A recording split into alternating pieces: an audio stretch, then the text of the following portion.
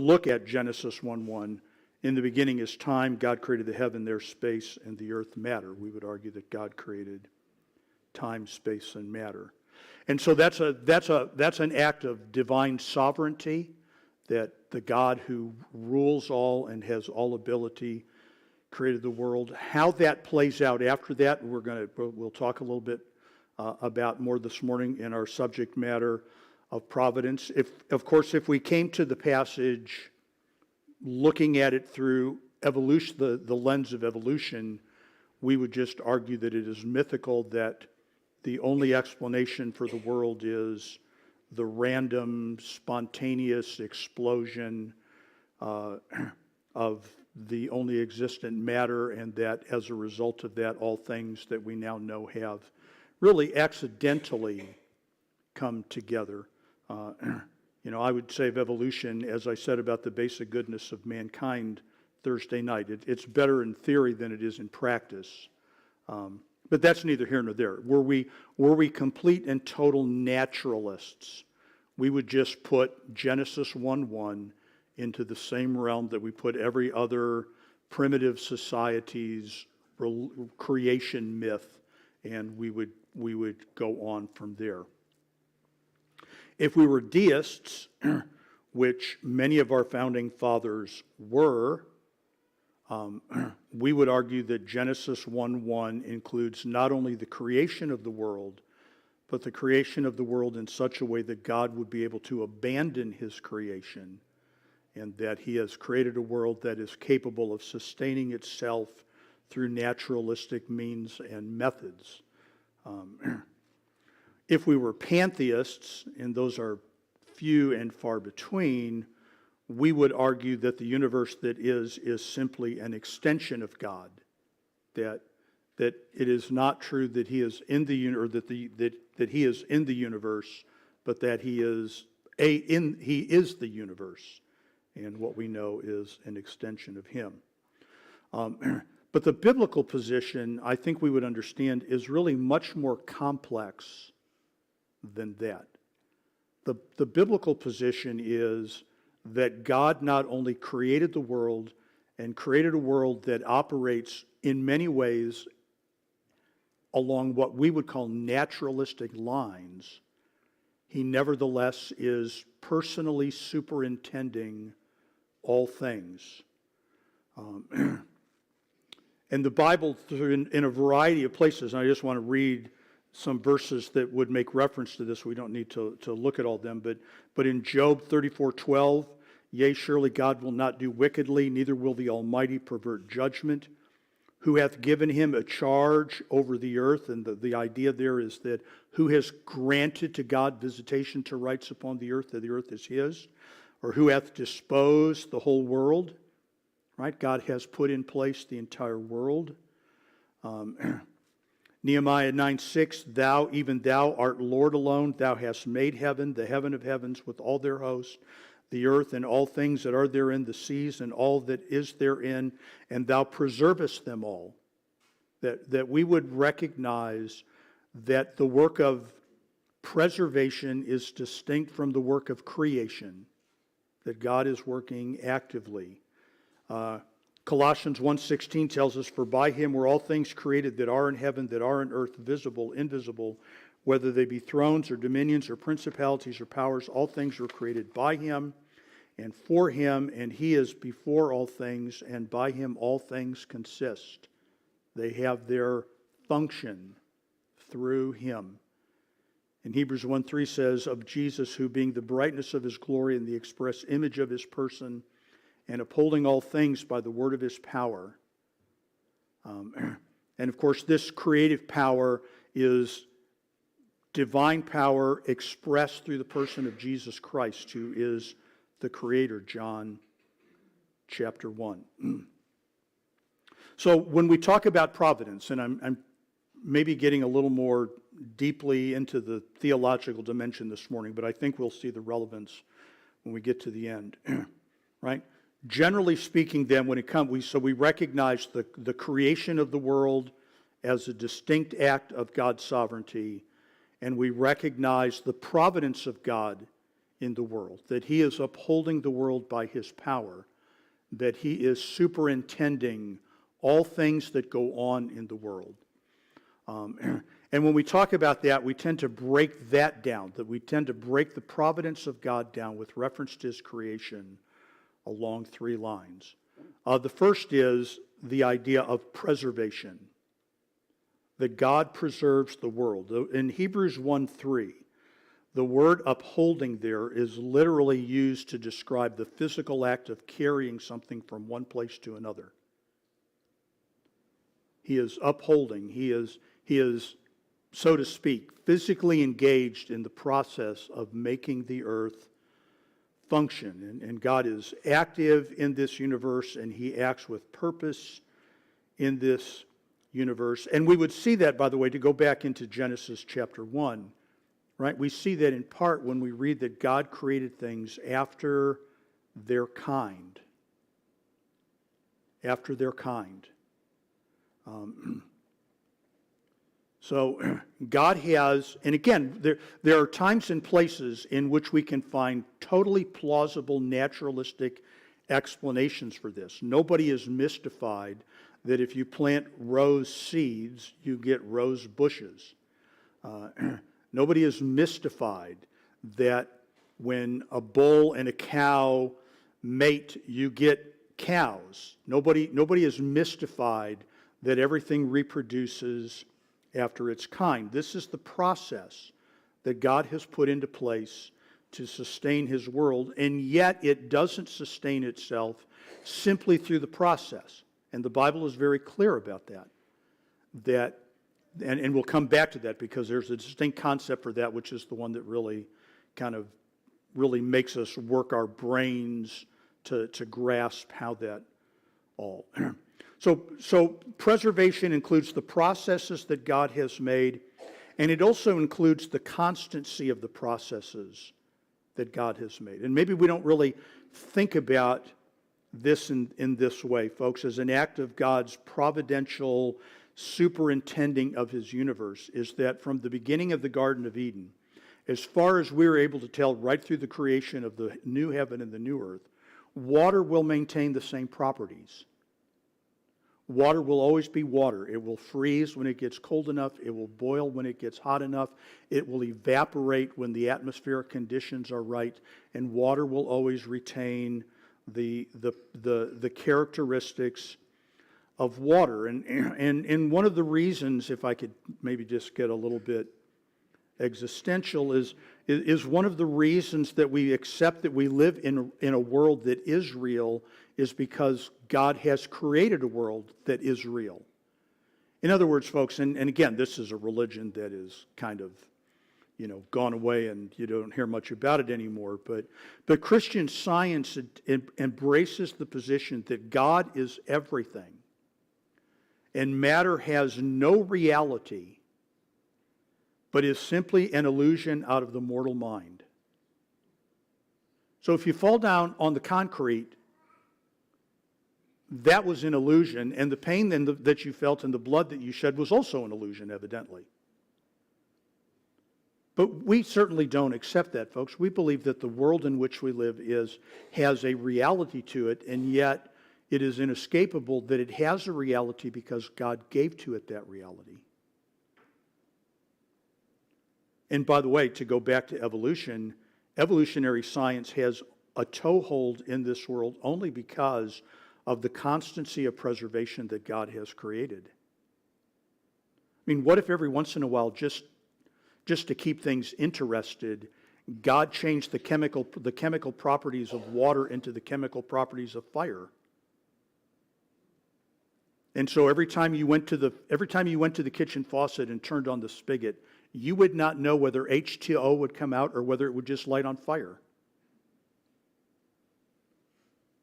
Or maybe one day it would just spew liquid gold. Right? This is all part of the providence of God that is an offshoot of the way he preserves the world. He created a world that functions, even in our modern age, exactly the way that it functioned in Adam's age. Things reproduce after their kind. The seasons are going to be here. They come in relative constancy. We can tabulate naturalistically, right? The beginning of summer, the longest day of the year. The beginning of winter, the shortest day of the year. So preservation is one of the words we use to describe the way that God providentially works in that which He has created. And again, as Bible believers, we understand that God needs no part of the creation. He doesn't need it for His own existence, and He doesn't need it for His own, what would be the best word? Amusement? For His own edification? But He nevertheless preserves it. The second word that we use to describe the providential work of God over His creation is governing. God doesn't just bring the seasons about, and He doesn't just ensure that when you plant roses, you get roses, and when you buy a couple of cows, you're going to get cows in return. He is governing the world to bring about His ultimate purposes. And the Bible talks again about that. Psalm 76:10. Surely the wrath of man shall praise Thee. Surely the wrath of man shall praise Thee. The remainder of wrath Thou shalt restrain. So God is governing the world. And there are just... we could go on and on and on about that, but I'll come back to an aspect of that. Okay? So God governs the world. He is not just making sure that the rain falls and that the snow comes and that it happens at the right time. He is maybe a word that we would more easily recognize would be the idea of managing.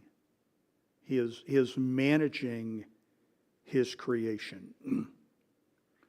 So, and that brings us to the third term, and the one that we will give the most attention to this morning. When we talk about the providence of God and we look at all that God has created, we recognize that God is acting specifically with intention and purposes. He is preserving the earth so that it continues to go. This is, right, and I don't really want to get into this, and I'm assuming that for the most part I'm preaching to the choir, but, right, all of this pandemonium about climate change, and we've got to fix it right now, and we've got to save the planet, and we've got to save the animals, and we've got to preserve the species. All of those are an encroachment upon something that God has kept to Himself. Right? He preserves His creation. And in fact, the great challenge to the environmentalists, a better test of their ability would not be to save the planet, but to consciously set about to destroy it. Because God has argued in the book of 2 Peter that that is His purview, and that He will destroy it when it is time. The earth has always been disposable, folks. The earth has never been as important to God as it is to us.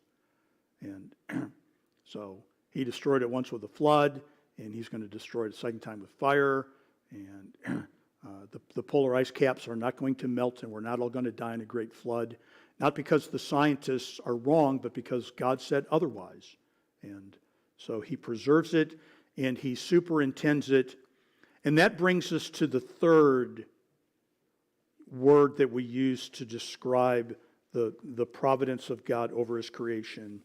And that is the word, and here I'm using a specific word because it's if you wanted to read about this on your own, this is the word that you would go looking for. And the word is concurrence. Concurrence. The providence of God over His creation includes His preservation of His creation.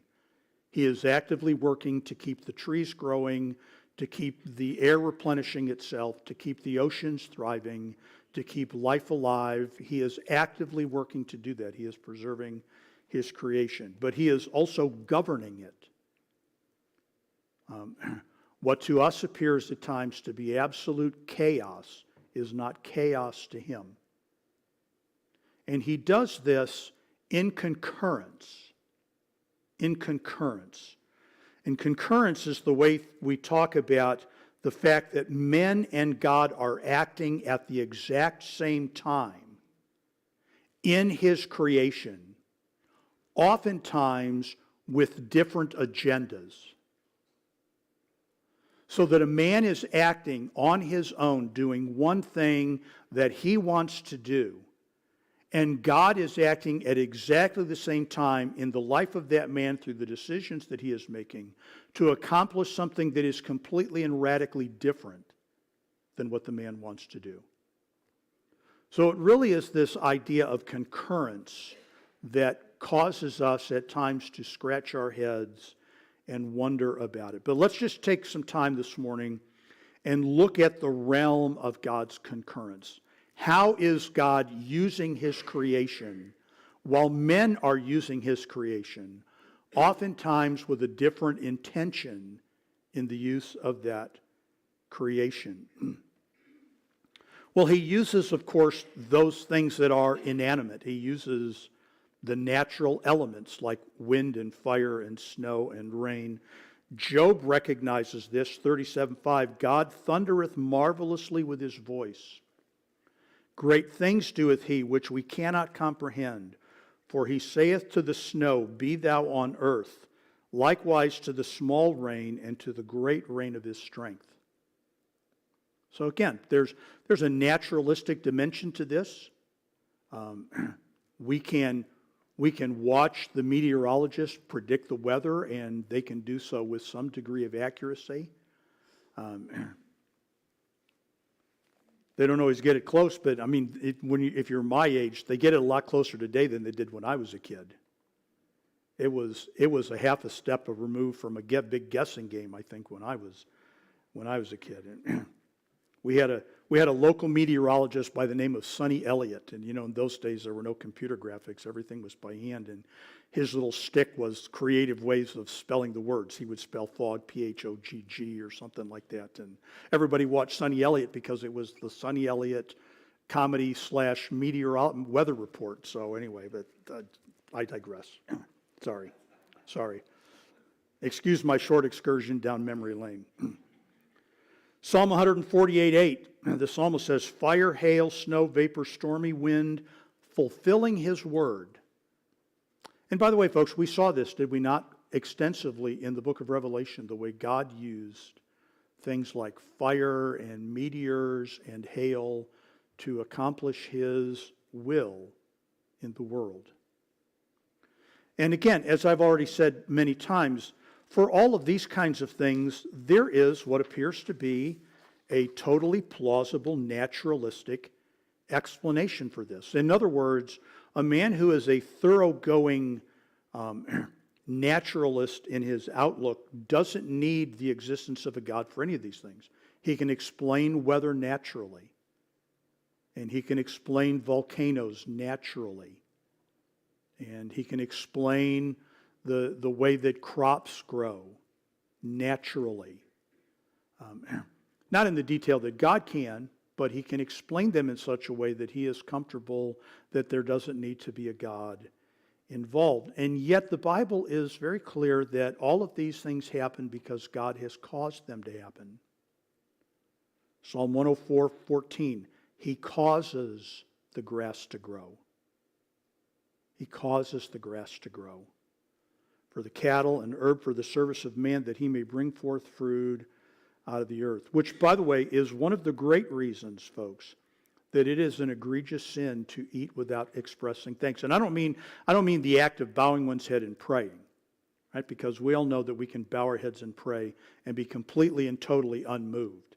I mean why Christians should never eat without being genuinely grateful to the God who has brought them food. Because God makes the world function in that way that we have food to eat. And to again go a little bit off the rails here, when the New Testament talks to us about how we should view our diets, which is radically different than the way in which the Old Testament saints viewed their diets, right? Our governing principle is this, the governing principle of gratitude. Eat anything you want, be grateful for it. That's pretty much the New Testament position, folks. Eat anything you want, just be grateful for it. And so, so God uses what we would call his inanimate, or the inanimate aspects of his creation. God uses also his animal kingdom. And a glaring example of this is Balaam's talking donkey. And right, naturalistically, we would say, well, everybody knows that donkeys can't talk. But as believers, we shouldn't know that. As believers, we should know that God can give voice to anything he wants to give voice to.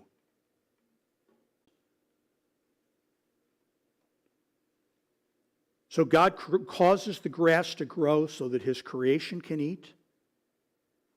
And then by extension, in his providence, he kills the animals that he creates. In Matthew 6:26, or in the book of Matthew, Jesus addresses both aspects of that. Matthew 6:26, behold the fowls of the air, for they sow not, neither do they reap. Well, we have birds in our backyard, and we put out bird feeders, and my wife tends to her birds, and Jesus is absolutely right. I've never seen a bird in my backyard tied up to a little plow.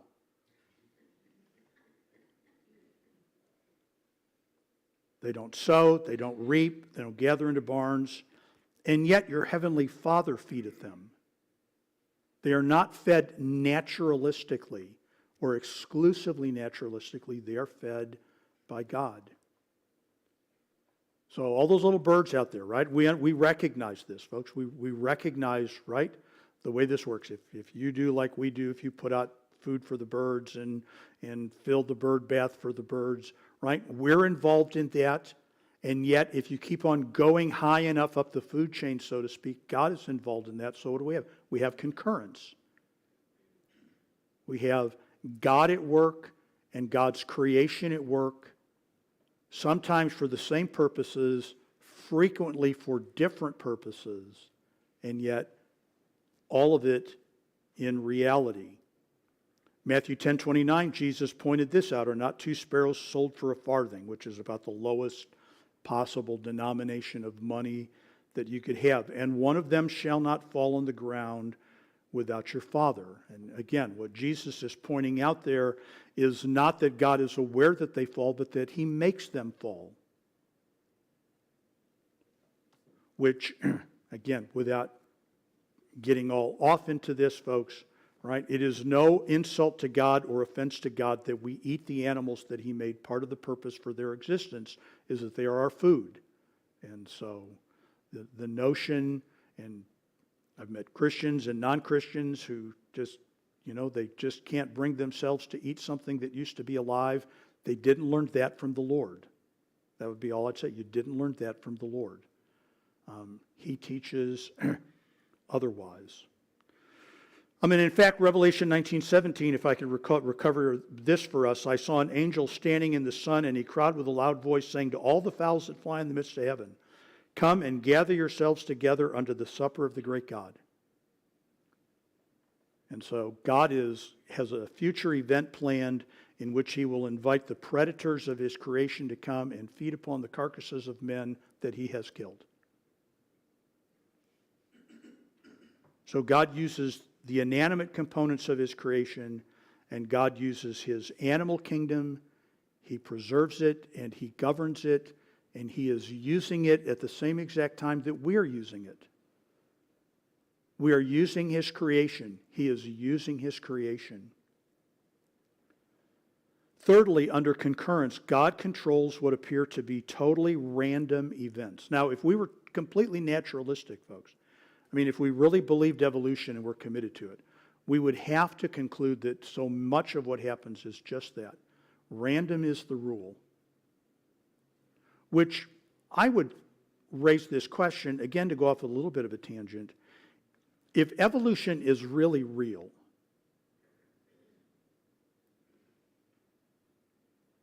what makes men exempt from the rules that govern the rest of evolution?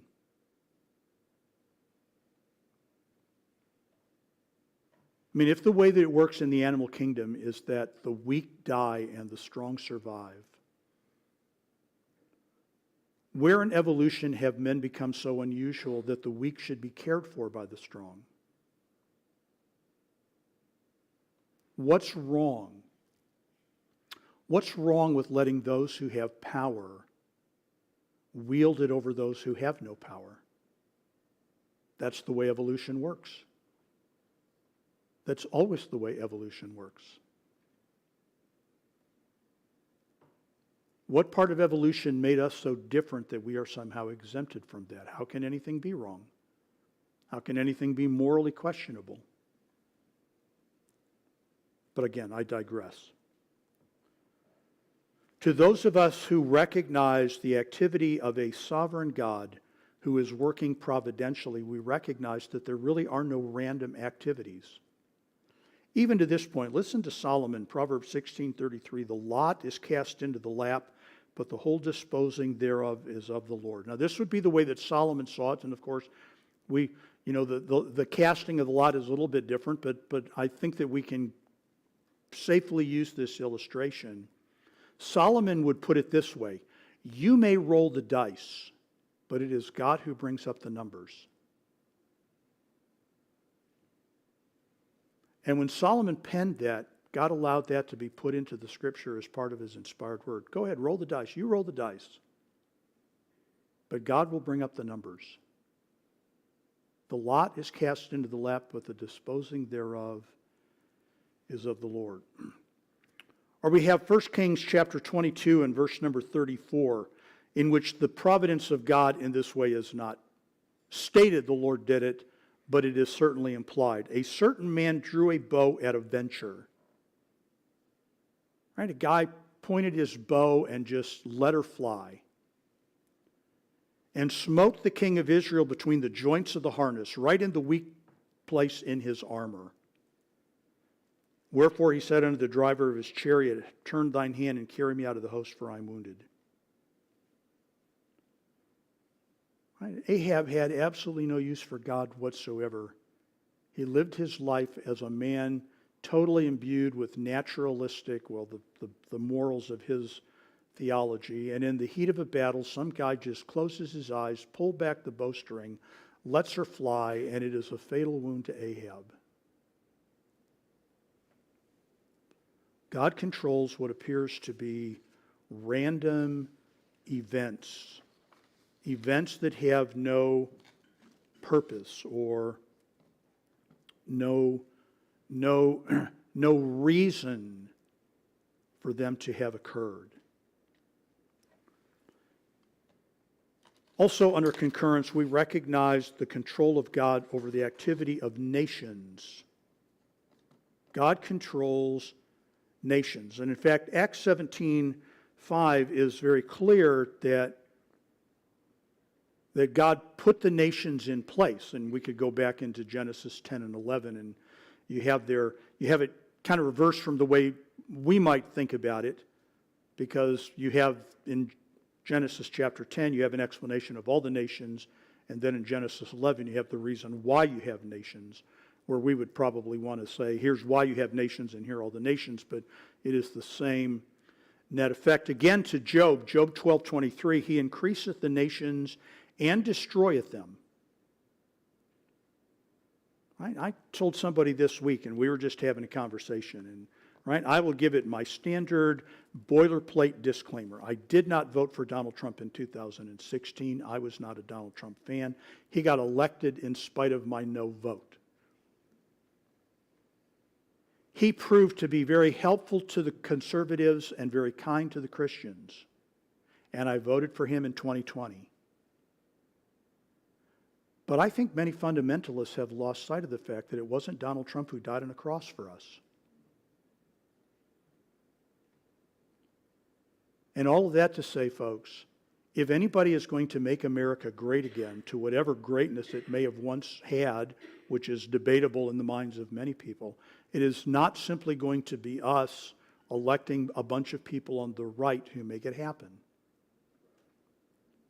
He increaseth the nations and destroyeth them. He enlargeth the nations and straighteneth them again.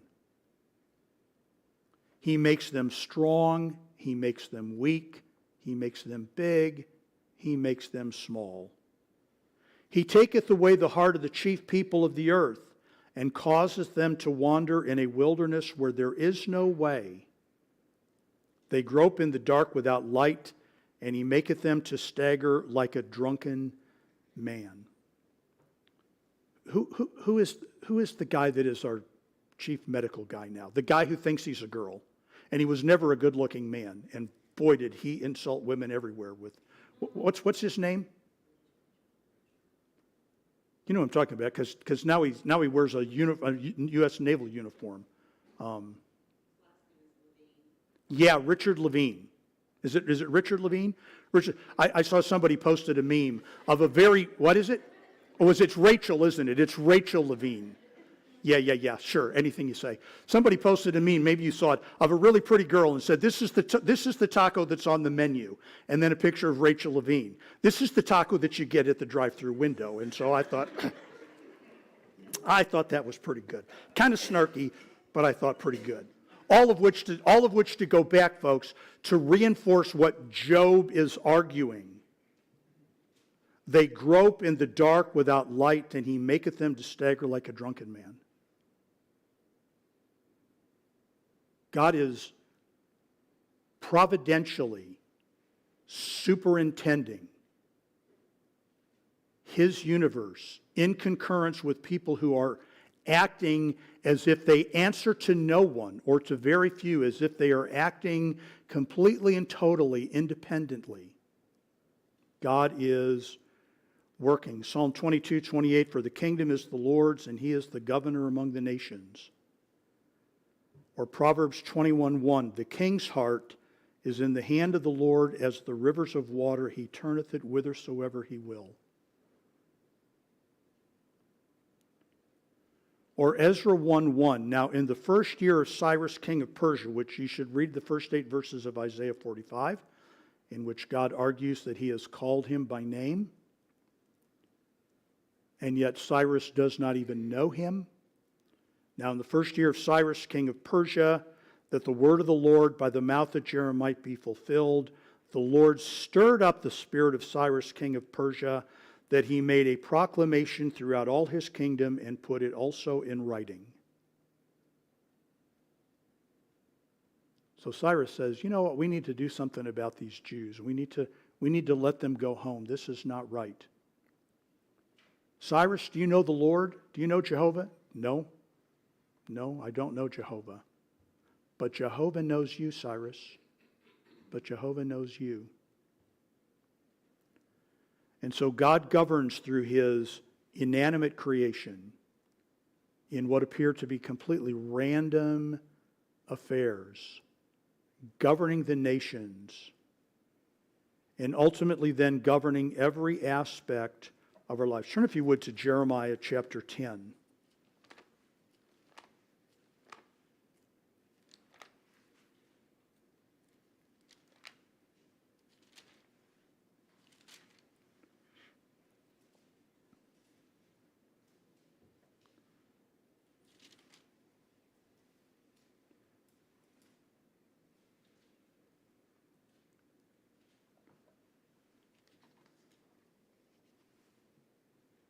God is actively involved in his providential care of every dimension of our lives. And of course, we know that Jeremiah's ministry is dealing with the people after they have been subjugated by the Babylonians. He is dealing with a defeated nation. In Jeremiah chapter 10 and verse number 23, Jeremiah writes, O Lord, I know that the way of man is not in himself. It is not in man that walketh to direct his steps. The truth is, folks, is that we really do not have control of our lives. We are not in control of our lives. This is what he is arguing here. That we don't have ultimate control of things.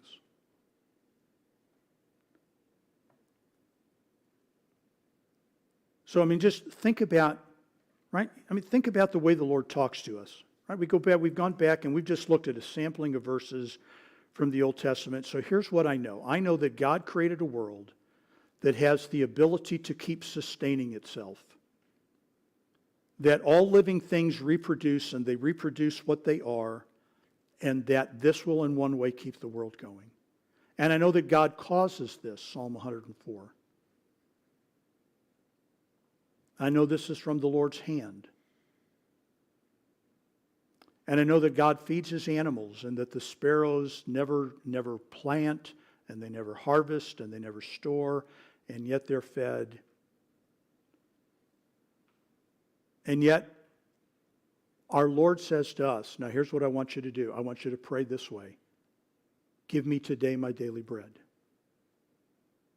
Give me today my daily bread. Because, folks, we who are rightly related to the Lord recognize him as the ultimate source of our daily bread. Which is not the fact, right? When I look at Westwood Heights Baptist Church, I look at a reasonably, right, not rich, but relatively prosperous body of people who are capable of holding down jobs and contributing to society and earning incomes that sustain their lifestyle. And yet, all of that, folks, is being held in the hands of a God. This is the way our world works. Philippians 4:19, it is God who supplies all of our needs. And again, if we come back and go, well, how does he do that? Well, through the work that you do, through the skills that you have learned, through the abilities that you have, through the appetites that you have for the work that you have. My God is able to supply all your needs. Solomon regularly speaks about this very thing. The preparations of the heart in man and the answer of the tongue is from the Lord. Proverbs 16:1. Proverbs 16:9. A man's heart deviseth his way, but the Lord directeth his steps. Or Proverbs 20:24. Man's goings are of the Lord. How can a man then understand his own way? So we know what we want to do. We know what we intend to happen. We know what we work to have happen. But we also know, folks, that there is a God. My life certainly did not go the way that I had planned. And I'm not unhappy with the life that the Lord has for me. But it wasn't, I remember being a very young Christian. And I was out somewhere, I had lunch with my pastor, and I don't even remember the context. And somebody asked him, how do you like being a pastor? And he said, I never think about whether or not I like being a pastor. It's what God called me to do. And this was not something, folks, if I would have put a list down of 50,000 things I was going to do with my life, this would not have been on the list. This just would not have been on the list. There are days when I sit in the office and go to the Lord, I'd like to see the list. I just scratch my name off of the list. But the Lord is in control. Let me just read to you quickly several verses in which we have this idea repeated. Ezekiel 35:34, and he, God, hath put in his heart that he may teach. Did I say Ezekiel? Exodus 35:34.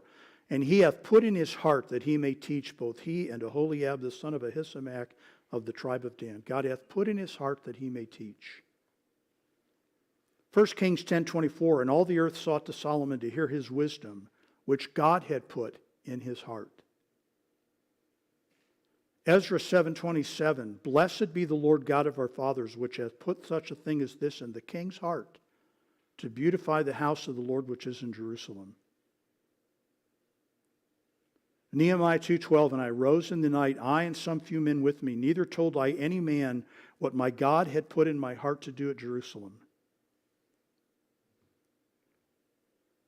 So, right? When we talk about this idea of concurrence, we talk about God supernaturally, directly superintending, presiding over, managing His creation through all the things that He has created, right down to people, right down to unbelieving people.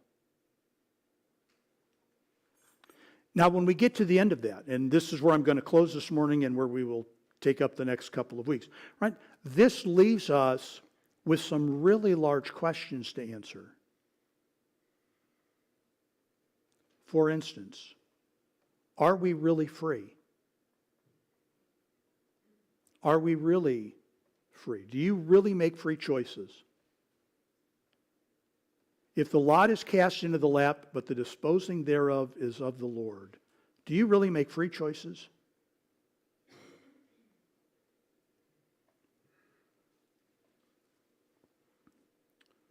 Wayne Grudem, in his systematic theology, which if you like systematic, it's not perfect, but it's a very comprehensive and good single-volume systematic theology, says, it seems better to affirm that God causes all things that happen, but that He does so in such a way that He somehow upholds our ability to make willing, responsible choices that have real and eternal results for which we are held accountable. Do we really make free choices? In other words, folks, when we work through all the Bible verses that talk about the way that God governs even the affairs of men, and we will look at this passage in particular because it is one of the textbook passages in which we read both that God hardened Pharaoh's heart and Pharaoh hardened Pharaoh's heart. We ask the question, does anybody make a free choice? It's very easy to become fatalistic. And in fact, the Bible at some level anticipates our fatalism because in Romans 9, Paul will be very harsh with people who find criticism of God for holding them responsible for what they've done. Since I can't ultimately control what I've done, isn't it an injustice to hold me responsible for what I have done? Do we really make free choices? Another question that gets raised within this is if God is ultimately sovereignly control of all things, where does evil fit into the picture? Is there some way that God can control and manage evil without Himself, in fact, doing evil? These are the kind of questions that get raised. And of course, men have been struggling with the problem of evil and the sovereignty of God since the first time they heard about it. How does a God who is only good, how does He allow evil in the world without Himself becoming dirtied by the evil that He allows? Is that in itself not a sin? Is it not somehow a sin in itself that God would simply allow evil when He has all the power and knowledge and ability to prevent it? So there are large questions that come out of the providence of God over His creation, particularly when it comes to the realm of what is